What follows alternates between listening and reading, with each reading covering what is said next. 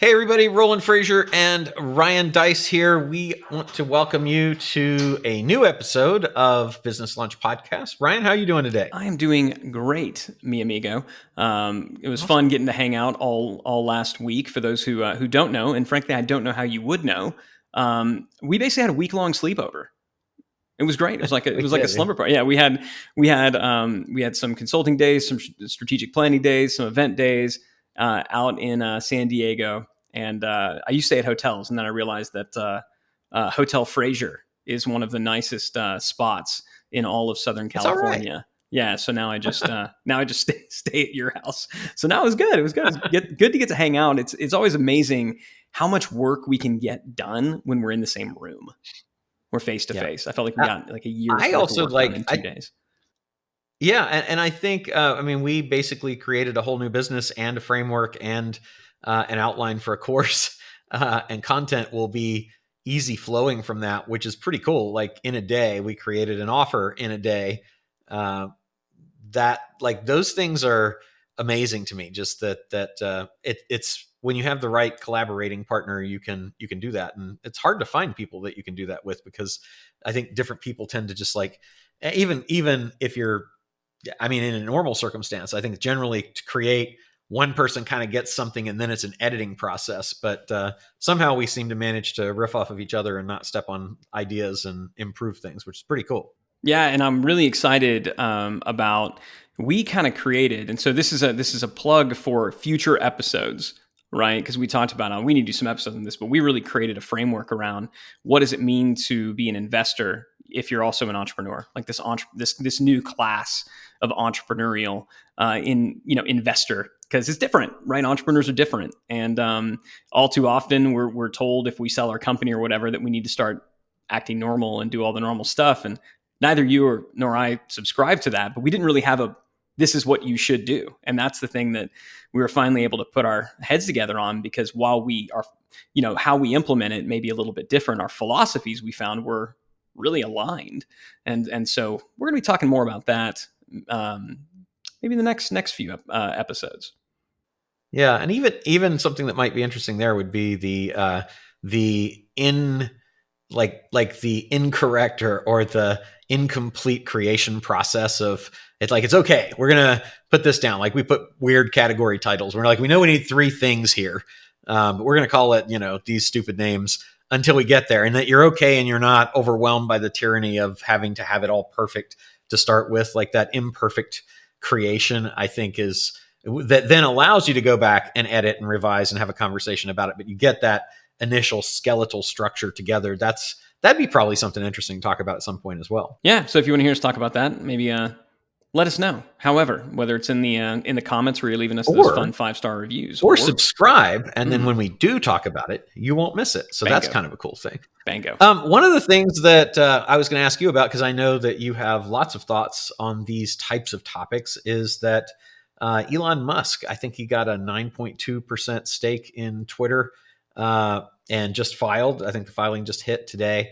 So what do you think he's doing? What do you think about that? And let's talk about the business case for doing that, or is it business or personal? Because I know he had been a bit of a critic of some of the things that were going on there. What's your take on what's going on and why he might be doing that?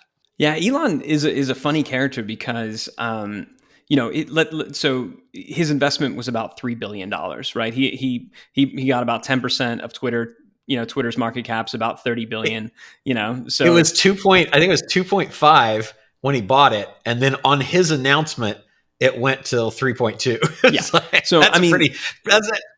And let's be honest. You move honest, your own market. That's pretty good. And what is 3 billion to Elon, right? I mean, he's worth like, he's the richest man in the world. 288 billion. 288 as of today. All right. So that's pocket lint, right? That's like, that's what, a normal person would tip a valet, right? So he's going to be okay. It's like he might walk past that on the street and see it there and go, it's not really worth it. It's not really worth it. Not really worth it. So I'm not going to pick that up. I'm just going to go on. Yeah, it's hard to tell with him, like, because he's just kind of, I don't want to say snarky enough, but I could see him doing something just to, it's $3 billion is worth the joke. right? Like I'm going to do this kind of, for the joke or just to show people like, hey, I'm not messing around. Because if you follow Elon on Twitter, he's been very critical and even putting out these polls on Twitter, basically saying like, do you feel like Twitter is editorializing too much? So on one hand, I do think that he feels, very strongly. I'm not going to try to ascribe any kind of, political, affiliations to Elon Musk, but I think it's safe to say that he's fairly libertarian. In his leanings, he's more pro speech than not. He said because he came out against the censorship of the Russian propaganda channels because he said free speech trumps that misinformation. And that's an interesting argument. Yeah, and funny enough, it's an argument. And again, we are not a political show, and I know Roland, you and I are fairly, I don't want to say apolitical, but we're kind of like, all right, we think all of you are clowns, but the just tell us whatever the system is, like, well, fine, but. Yeah, will adapt, but we don't think any of you are actually sincere. That being said, I mean that is also what the ACLU used to say. So the American Civil Liberties Union, which is considered this hyper liberal organization, they sue everybody. They sue everybody, but for free speech, and so you would think that might be quote unquote left leaning, and yet you have somebody who would be quote unquote hyper right leaning, agreeing that maybe this is this is a problem. Now, again, this is probably not in the forum. We can have a discussion about the value of free speech. I, for one, am pro free speech. Let's talk the business. Case. Let's talk the business. So the business case is, again, I think on one hand, let's give him the, I don't want to say the benefit of the doubt. Let's assume that he's doing this for for business reasons, which he may or may not be. I think it's instructive that most. When certain business people get hyper successful, they would go and they would buy a newspaper or they would buy a magazine. Jeff Bezos did it with the Washington Post. So this is not a new playbook. And if that's what Elon Musk is doing, then I think it says a couple of things. Number one, it's an acknowledgement that that's social, and Twitter in particular. This is the new news. I mean, that was the old adage used to be never pick a fight with anyone who buys ink by the barrel. Right? In other words, don't pick a fight with the newspaperman because they're going to print all this stuff about you. They own the media. I would add to that. They own the opinion. Don't pick a fight. Don't pick a fight as in addition to that with anyone who owns a jail or an army. Just saying. This is the type of advice and wisdom you can't get just anywhere, folks. Anybody who can essentially take your liberties from you, right? Which obviously governments can, people with jails and missiles can, but to a certain extent, the press has been able to do that as well. We've seen a lot with cancel culture and things like that. And so I think what Elon Musk is seeing is that, there is an opportunity here, and it doesn't cost him that much money to own one of the most important news channels. And maybe you want to throw up the air quotes and say, well, that's not really news. But the reality is that's where people go. I mean, think about Donald Trump and how he leveraged that channel and how devastating it was to him when he was removed and canceled from that channel. And what his next action has been, which was to create his own social channel. That's what they're working on right now. And I think Elon rightfully said, hey, I don't care how big your platform is. That's hard. Creating a channel is hard. Yeah, it seems like it's just the natural outgrowth of what he was saying. Because he was saying, I've been flirting with starting a social media channel. And then I think he probably, because he's a smart guy, he was like, can I do that? He's that first principles reasoning, right? Should I, is there a battery that I can create that creates this whole new industry that's cheaper? And then he probably looked at it and said, these guys already have such momentum with a few tweaks to management and the ability to get your word out there uncensored. It could be huge. And so it's just as a business case, I think its market cap is $31.5 billion. His investment got him just under 10%. He's got almost a $300 billion net worth. He, hooking up with private equity and fans, I think he easily grab control of that. And you're right. And then now he basically owns the new news network, and man, that guy's got the personality to drive it too. So from a business case, Yeah, from a business case, it sounds a whole Okay. lot like I'm guessing that Elon invested and went through under a pseudonym your Epic training. It's the only Probably thing that did. I get it could have a been. lot of the richest people in the world, I think, are Yeah. doing that. I think that's my But personal this belief. is, and But this yeah, way again, like speaking to the politics of it, we'll leave that to somebody else. Speaking to, is it a good thing, right? Is it a good thing for these channels to be closely held by a handful of wealthy, controlling individuals? Again, we'll let other people speak to that. From a business case, as business owners, as entrepreneurs, at some point, the question we should be asking is, when does it make sense for me to invest and own media? And the answer is always, right? That is something that you should, once you have a proof of concept on a monetization vehicle, you should then always seek to own your own media. The simplest way to do that is with an email list, right? What you and I are doing right now, this podcast, is us, to a certain degree, owning this media. It's obviously dependent upon certain channels, but at least the core asset we have it. And at a larger level, you own the entire distribution network, the entire distribution channel. And that's simply what he's saying. But this is something that you can create, which is really hard to do. Right? We were talking before we even press play today. This is hard. Like creating media is hard. Creating media channels is like 100x harder. So same thing that you always teach, just see if you can buy it. And he bought it at not a no money out of pocket type thing, but he bought it, like you said, in day one. He made money on it, right? He added value to it. He made money on it. So all Elon is doing is what you tell everybody to do as business owners and entrepreneurs. So I just want to give you all the easier to credit. buy than it is to create, always. Yeah.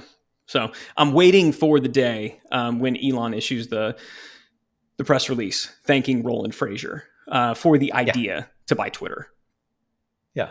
And I mean, they say that the longer you wait, the more you appreciate something. So I don't want him to do it. And if he's listening, and we know he is. He is. Obviously. Don't thank me like for a long time. Right. I know you appreciate it. Yeah. Now, so let's talk about like how do you do that? So step one, buy Facebook, Twitter, Meta, whatever. That's hard. So as far as acquiring media, what do you think, Ryan, somebody should be looking for to find? Let's define the kinds of media that somebody might think about buying and why that would make sense, and something that pretty much any business could do, so that we bring this down from the Elon level to what most people who are listening or watching could handle. Sure. I mean, something that we've done in the past is we've acquired email newsletters and web properties, blogs, things like that. Because again, it usually media is undervalued and undermonetized. So most traditional media monetizes through advertising, which is like a really bad, if you're all by itself, monetization vehicle. Not always. I mean, sometimes it can be great, but like I've got a buddy of mine, Sam Parr, who started an email newsletter called The Hustle, and he sold that to HubSpot for a lot of money. Now, HubSpot was happy to buy that email newsletter because it had a couple million subscribers that were, ideal. And so one of the first, and they were already looking to advertise on that. So when we've done this in the past, we've said, what are the email newsletters? What are the lists? What are maybe some of your better affiliates who we know they're already effectively monetizing what we're selling? Well, maybe we should just look to acquire them. So it could be an email newsletter, it could be a blog. You've been really successful. And a lot of people don't know you can do this, but you can actually acquire Facebook groups and you can acquire different social channels. Can you kind of speak to that? Yep. Discord groups. Yeah, I think the first place that I would say that you should think about things is there is media that you will completely own and control, and then there is media that you will have access to traffic that already exists from another platform and that you won't own or control. That you won't own, but you may control. And that's an important distinction, because if you own your website, you mentioned, or you own a newsletter, that's media that you own and control. You control the platform of the media, that it might be dependent on a tech distribution platform. Like maybe you're going through AWS to host it or something like that, but you basically control it. Nobody gets to censor you ever. and you get complete ownership of it. That means you can sell it, you can transfer it, you can bring other people in, you can get sponsors, all that kind of stuff.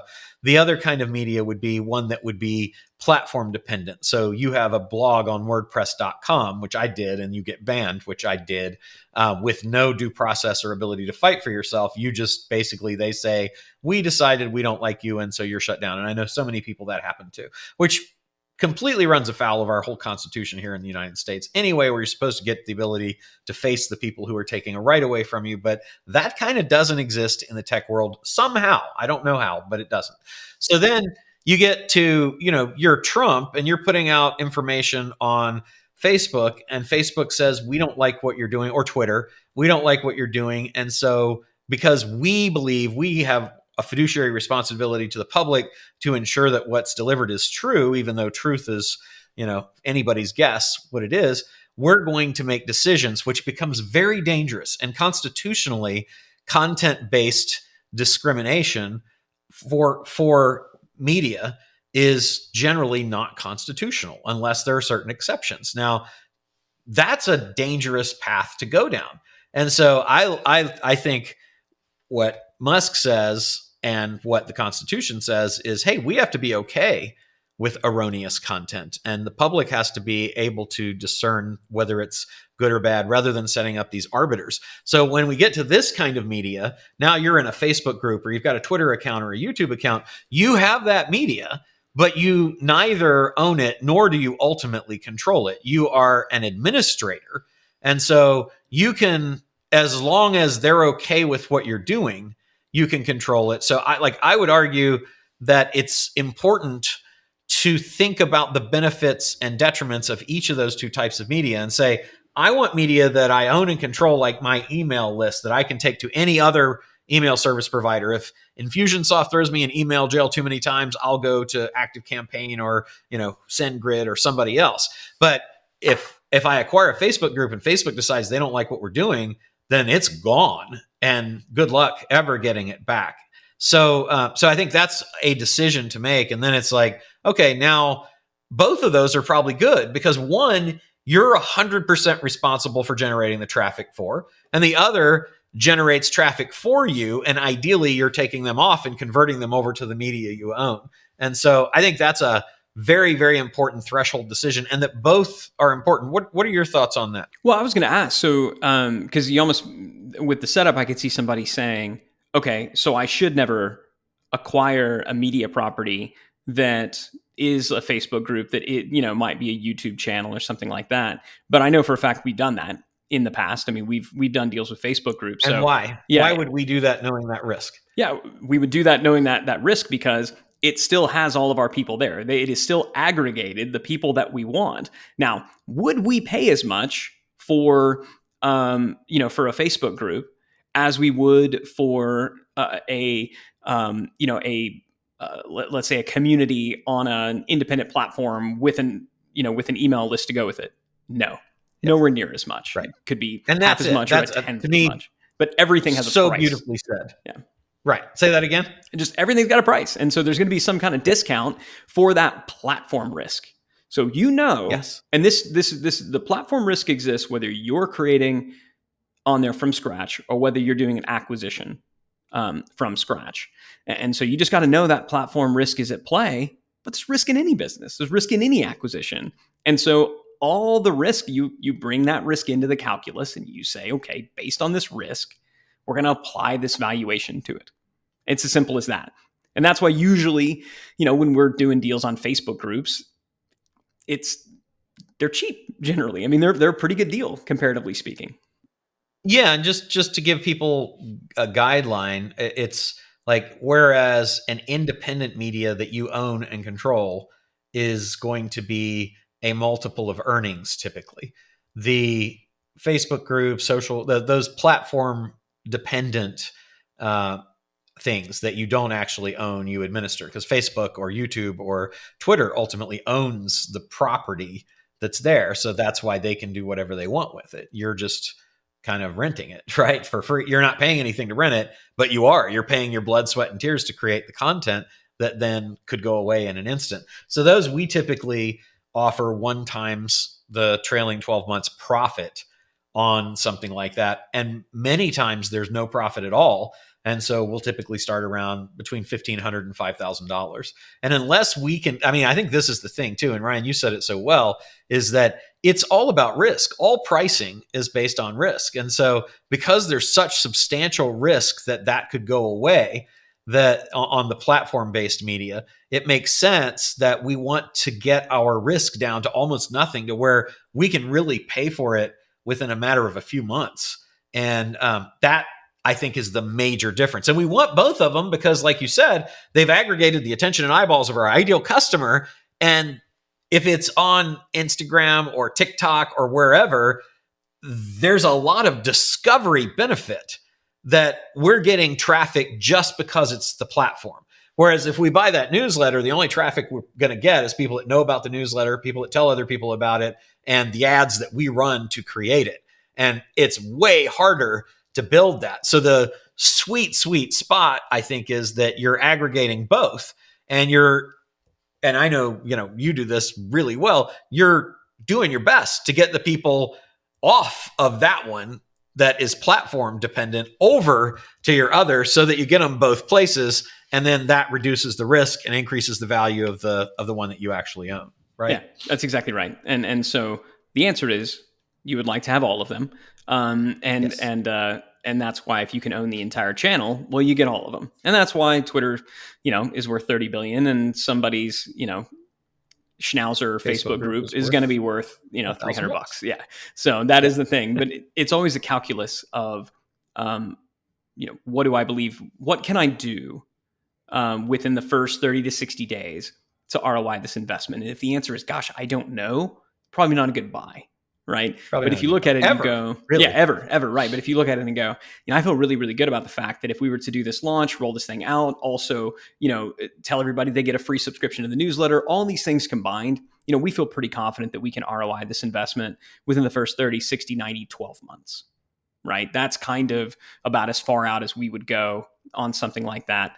So just something to keep in mind. I do want to say before we move on, because I've got a question for you, but I could hear, I can almost hear people come through, the speakers yelling at us saying, but you're not allowed. I know Facebook's terms of service. You're not allowed to buy a Facebook group because the person doesn't technically own it. So can you kind of speak to just how that works structurally and from a entity type standpoint? If somebody did want to do a deal with somebody on a Facebook group or an Instagram channel, any of the social channels where it's not technically theirs.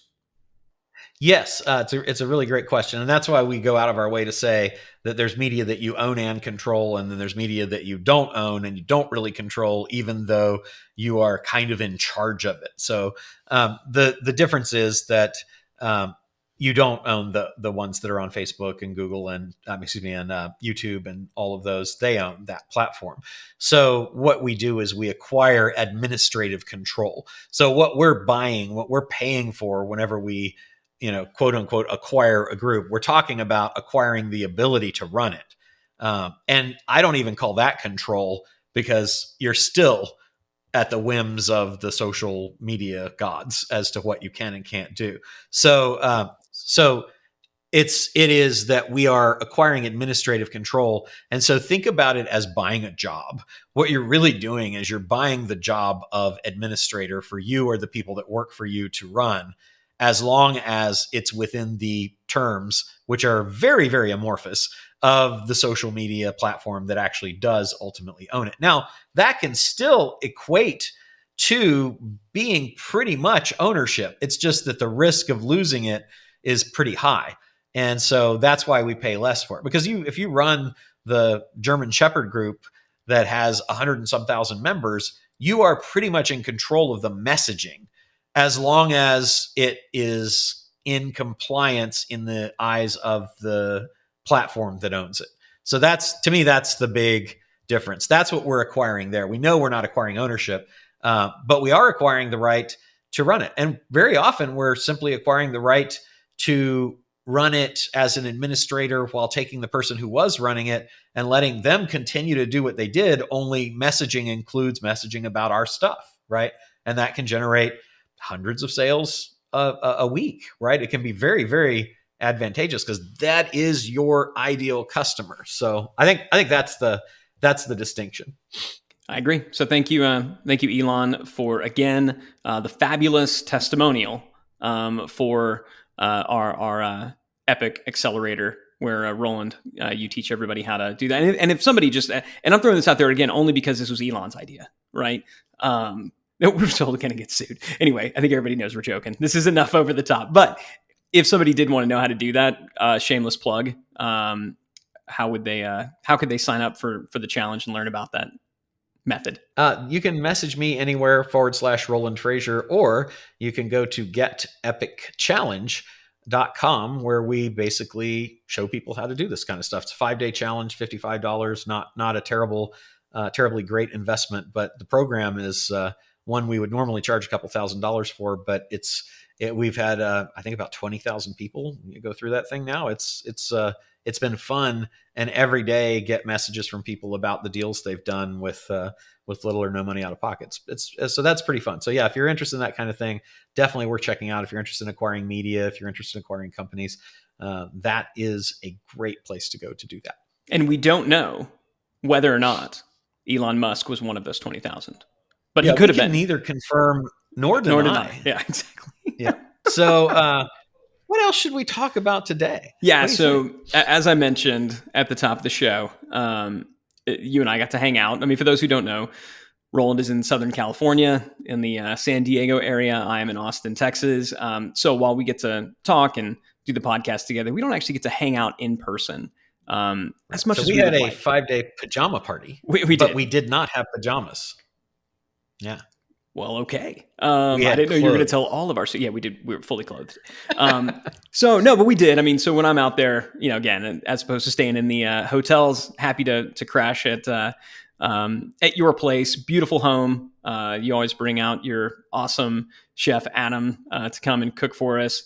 A wine cellar that I don't believe any hotel in California or Texas could compete with. So there really isn't a better place to stay. But the thing that I'm always amazed by, aside from just the general awesomeness of your day-to-day existence, is just how, and I think a lot of it's because you don't have 4 kids that think it's their job to destroy everything.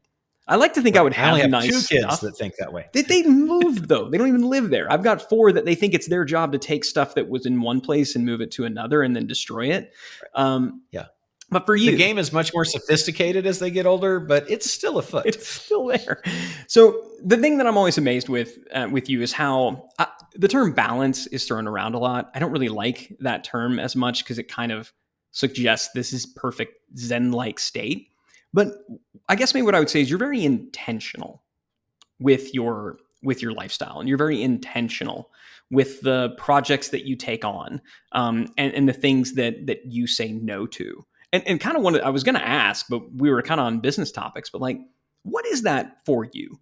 Because I mean, there are plenty of things that you and I were talking about. You're like, yeah, no, I don't think so. And it was like, okay, and we moved on to the next thing.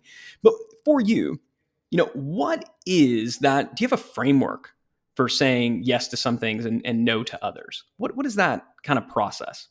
Our good friend Mark Anthony Bates has a thing that so it's a combination of Steve Jobs, Mark Anthony Bates, something that you said the other day, and then just a time filter. But I'll start with Mark's because it's a great framework, and he calls it PFM.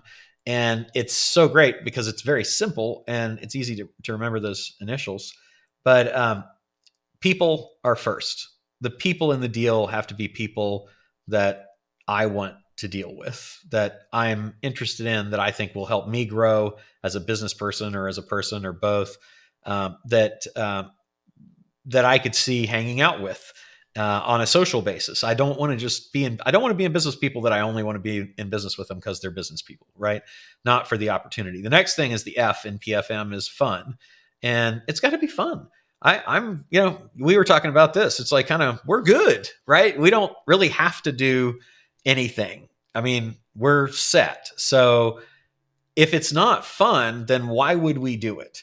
If it's not with people that we like, why would we do it? Now, then the last thing is you could stop at P&F, but for business, if it's truly business, there needs to be an ROI.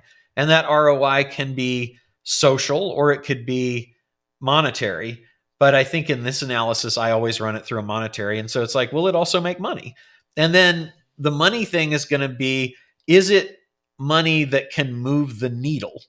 Because if it's not, I don't need another thing to do, and you don't either, right? So if it's not going to like up level in some way, like the place that I am or the place that I want to go financially, it's not going to happen.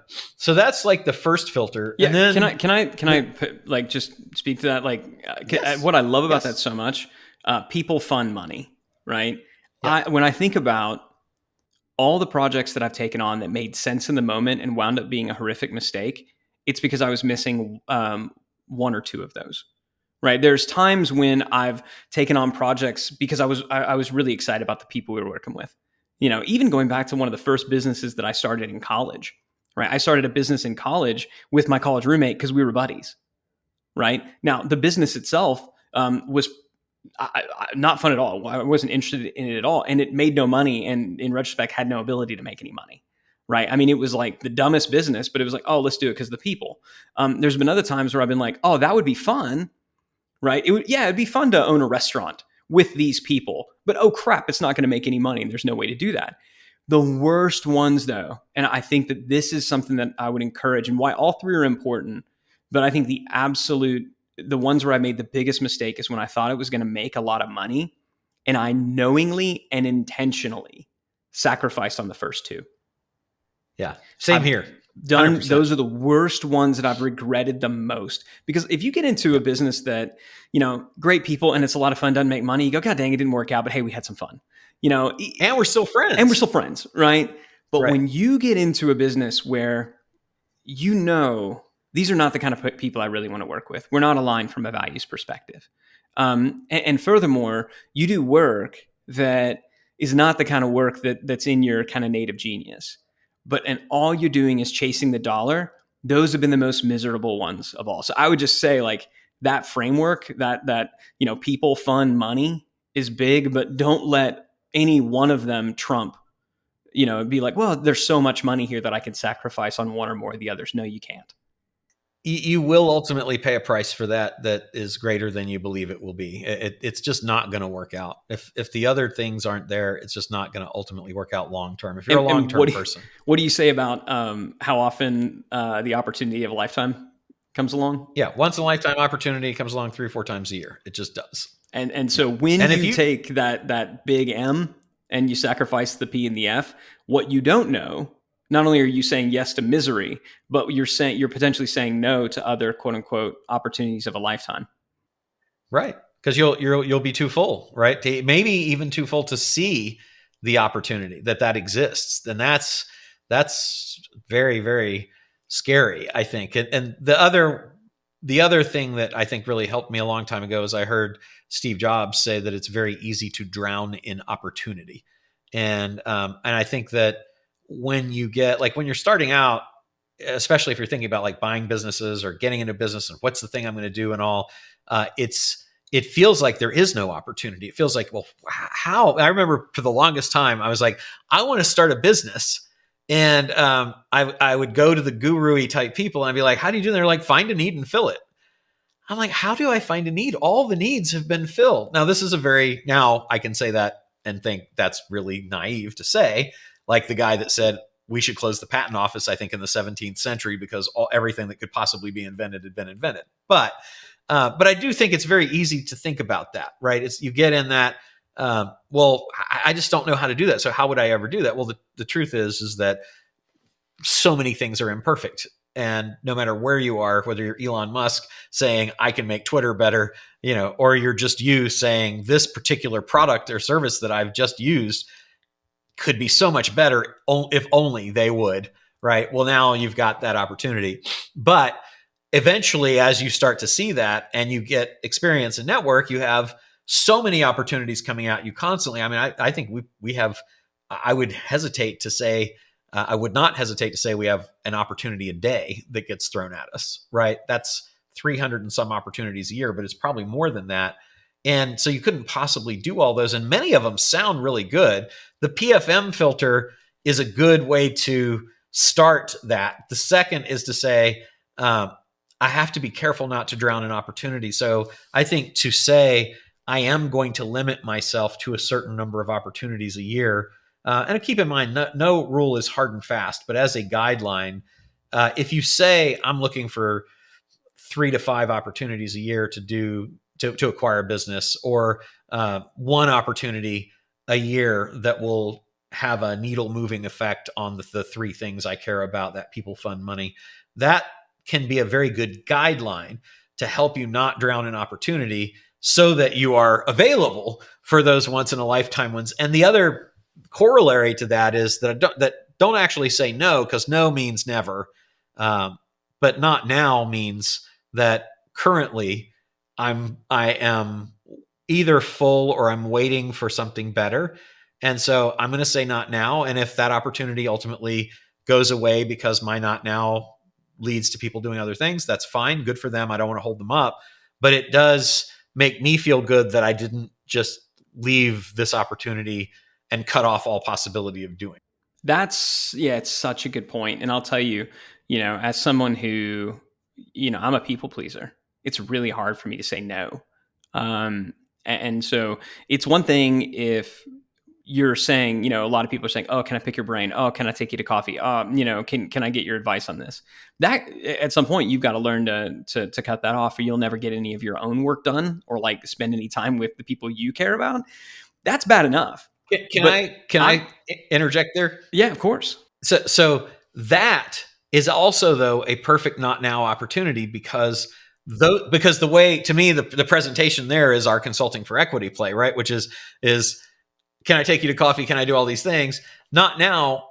I only have the time right now to do that with my paying clients. If you would like to be one, then I have time. But right now, I don't have time for the others. So you're not even saying you're not important enough or successful enough or I'm too big a deal or whatever. You still make an available slot. It's a paid slot, and you say, but if I do ever have free time, I'm happy to talk to you. I just don't have any right now. Okay. I like, because what you said to me was perfect there. So I just wanted to point out that is a not now opportunity as well. Yeah. And this applies the not now. And it's not just kicking the can. It's not just a brush off. I mean, look, if somebody presents an idea that is just truly, a horrific idea that, that for a fact you would never do, hey, like I want to start a dog fighting thing. It's like, never, because that's just evil.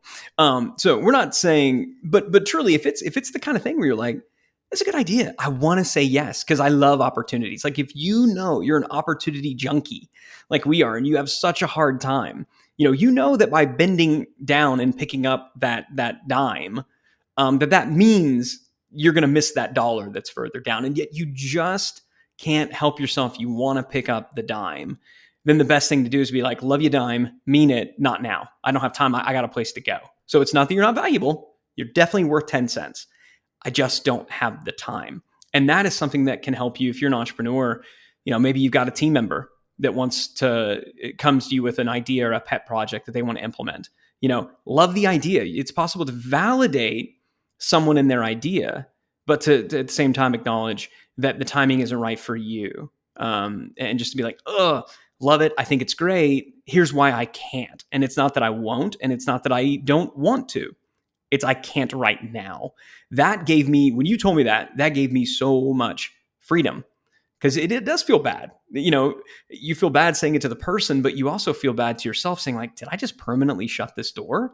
When you say, not now, you're saying maybe it will come back around. It's amazing how often it does too.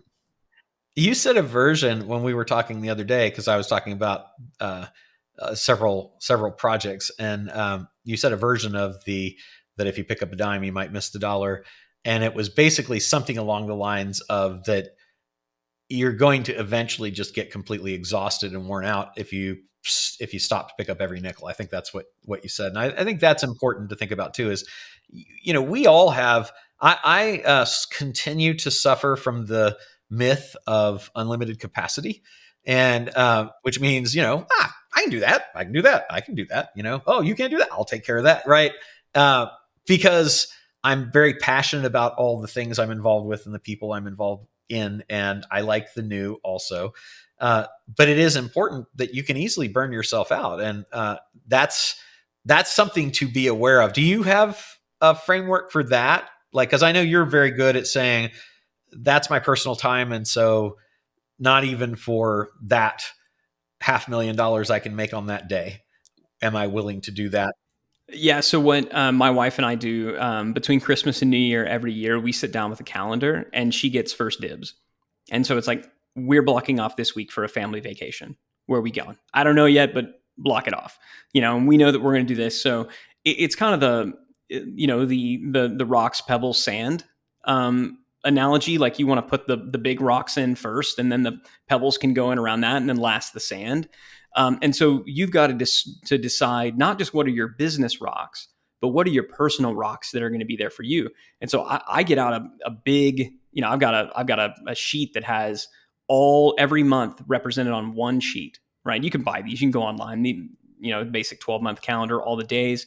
And so we'll go in and just block all of those off. And so if something comes in on that time, I mean, business or not, I mean, we've got an opportunity to go and have a pretty phenomenal wine experience at a place that, I want to go. And it's like, I can't because it's already been blocked off with a family trip. And so that's what we do. And if, I know if I give, if my wife and I and our family has first dibs, then that's aligned with what I've determined my priority should be, right? So my priority should be, my family. If you mean that, then let it have first dibs on your calendar. It should have first dibs on your wallet. That's where it needs to go. So go ahead and pre-spend that time. And then it's just, I can't. It's not even a negotiation. I can't. It's already booked. So that's what we do. And what it's funny what you said about deciding ahead of time the number of projects. I actually did that in 2021. I said, I'm going to take on 6 because I looked at the previous year. I had attempted 30 and completed almost none of them. I did. I made at the outset, like, what are the big projects? What do I want to get done this year? And I created this like massive to-do list. And I think out of the 30 something, I'd only completed 2 of them and then added a bunch more. I was like, this is dumb. So I said, I'm only going to do 6. And I can't start more than 3 per quarter. And so like what that told me is that I'm agreeing ahead of time. Some of these are going to take longer than a quarter. I can't have too many at the same time, but I need to hold some over for the end of the year because when I'm out, I'm out. And that was really effective. And it just hit me that when you said what you said, I didn't do that this last year and I should have. So it makes a difference, doesn't it? Absolutely. Yeah, it really does. And also I'm just thinking about it now based on what you said. And it's something you and I have talked a lot about is, can your business handle the things that you're going to start, the project? Because one challenge that we have is that we're blessed to be prolific creators of content and courses and products and things like that. And I think that particularly combined, we can way out create the ability of the infrastructure and the team to be able to deploy the things that get created. So it probably doesn't make sense to create, like if you run a filter when you guys are thinking about what you're going to do and say, well, I want to create these 5 products, let's say, can you launch them all? Can the list handle it? Is there advertising capability for it? Is your team capable of building out all the stuff that has to be built out for that? Because if not, and we did this, when we were talking about Epic Network, it's like we have a roadmap that's got a list of a lot of other things on it that we can do, but we're not doing them now, even though we could, because if we did, it'd be wasting our time that we could be spending things that can be productive faster because they aren't limited by the constraints of that particular company. So if you're if you're a portfolio person thinking about what can I do reasonably in this portfolio and don't take on more things than can happen in the current year to start, because they're just going to be wasted because they'll be sitting there gathering dust. And you could have been doing something that either would help your family or that would be a give back or that might feed some other business that you've got that does have that capacity. Or that might just be something, rest, right? That might just be I'm sorry. restful. This word you speak of. What is this? Never heard of it? Yeah. No, that is, I think that's a very important thing. So that's cool. I love the people, PFM, the people fund money. I think that's big. Deciding ahead of time, how many big projects are you going to take on, and maybe blocking out those things at the, before the year even starts. Make sure you carve out that truly critical time, whatever you've decided is a priority. It could be you just want to be a better golfer, right? Or something like that. Whatever it is for you, maybe you hate your family, don't want to spend any time with them. We're not here to tell you what it should be, but whatever you've determined is your priority, budget it in ahead of time. Tell your time where to go. Intentional. Yeah, at least make it intentional. Cool. Awesome. I think that's it for this particular topic. I got my question answered, and so that's all that matters to me. This is Selfish Time with Ryan and Roland. I like it. The Selfish Edition. Podcast Business Lunch, the Selfish Edition. So if you guys enjoyed today's podcast, please take the time to subscribe so that you don't miss any episodes. And also, please shoot us those 5-star reviews. We really appreciate that. And it helps other people to see that we got some cool stuff here to share as well. And Ryan, is there any other resource or place that you would like to tell people about today before we sign off? We just released at the Scalable Company a brand new flagship training. And so it is, we did a couple episodes on the 7 levels of scale. And so we actually produced a course all about how to essentially get from wherever you are right now to level 7, which is where you're hitting your number, achieving kind of your version of the entrepreneurial dream. So it provides a step-by-step roadmap for scaling your company, which to my knowledge hasn't really existed. We certainly didn't find one. So scalable.co /7 levels, scalable.co /7 levels. You can find out. We got a special running right now. It's actually oddly inexpensive. I was kind of surprised. Is that a /7 number or 7 written out, or either one gets 7 the number, but I'm going to make sure that either one of them gets there. So now that we think about it. Yeah, now that I think about it. Yeah, so the number, I think, is right now the number 7 levels. So scalable.co /7 levels. Go ahead and check that out. Literally priced where any business, I don't care if you've just made a single sale, you can afford it. And it's well worth the investment. Get that roadmap, right? Get that roadmap. Awesome. All right, everybody. Thank you. We will see you next time on Business Lunch.